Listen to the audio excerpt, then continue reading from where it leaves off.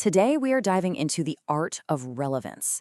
This is the secret weapon for making your point stick, and maybe more importantly, for seeing right through someone else's argument when it's all just smoke and mirrors.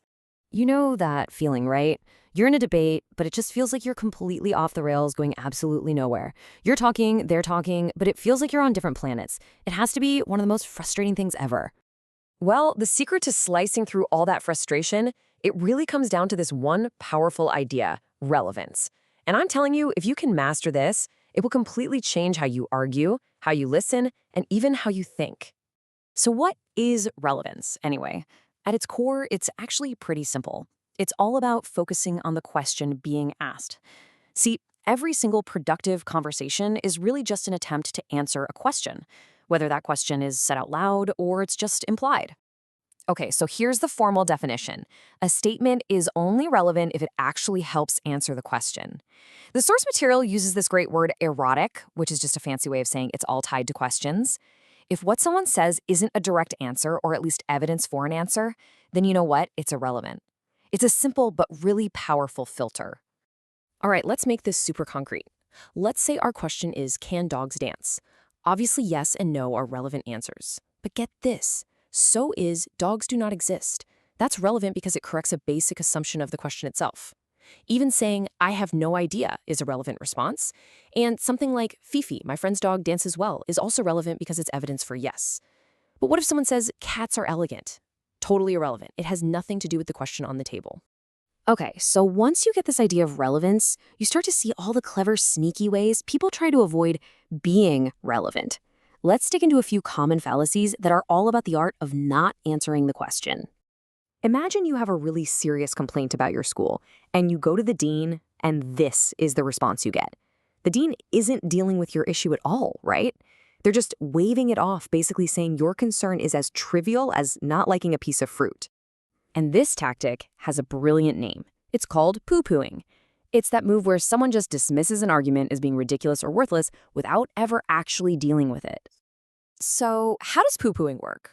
Well, it's a total power move. It has nothing to do with logic and everything to do with authority or status. The speaker is basically using their position to say, your point is so dumb, it's not even worth a real response. All right, here's another classic way to sidestep the actual issue: the appeal to ignorance. This is the one where somebody uses a lack of evidence as if it's proof. You've heard this one a million times. Well, you can't prove ghosts don't exist, so they must be real. That's the exact flawed logic we're talking about. And this quote just nails it. The person isn't offering a single piece of evidence for immortality. They're just saying, well, nobody's disproven it yet, so I'm good. But here's the thing. A lack of evidence is not evidence. It's just a gap, a question mark. But, just ignoring the question isn't the only play in the book. Sometimes the goal is to bypass your logical brain entirely and go straight for the heart.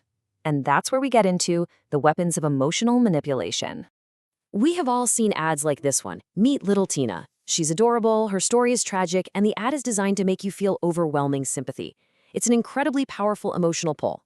The implied question is, should you donate? And Tina's photo is engineered to get you to say yes, without thinking about anything else. And it's the exact same tactic with animals. Poor Roy.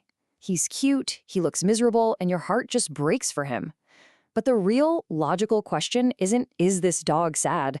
The real question is this charity an effective and efficient organization? The emotional appeal is a distraction from that much more important question. And here is why asking those logical questions is so incredibly important.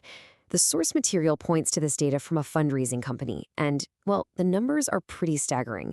For some of these charities, less than 10 cents of every dollar you donated actually went to the cause. The other 90+ cents, it went to the people raising the money. So let's be really clear. The crucial point here is that feeling sympathy for kids or animals is a good thing. It's what makes us human. But that emotion should be the start of your inquiry, not the end of it. The logical next step is to ask the tough, relevant questions, like how effective is this charity? Where does the money actually go?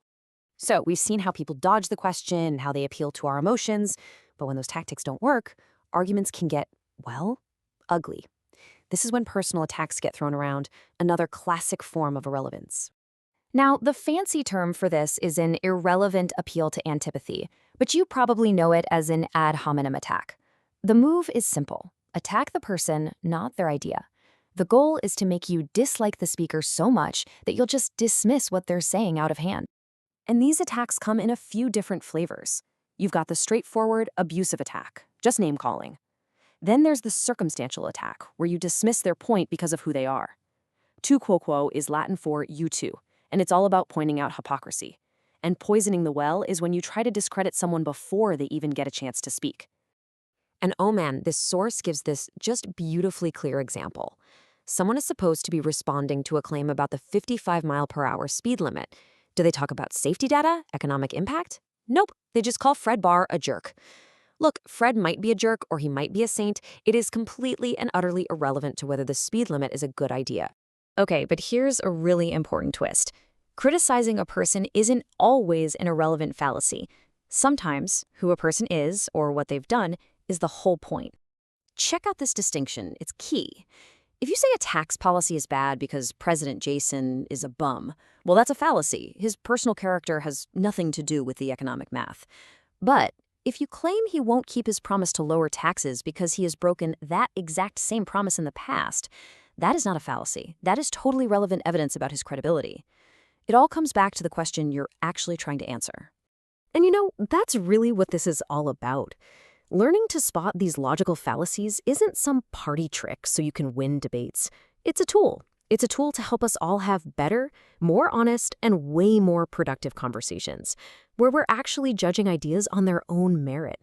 So I'll leave you with this final question. As you go through the rest of your day, listening to the news, talking with friends, scrolling online, what are you going to hear differently? Because I can promise you this, once you know these tactics, you can't unhear them.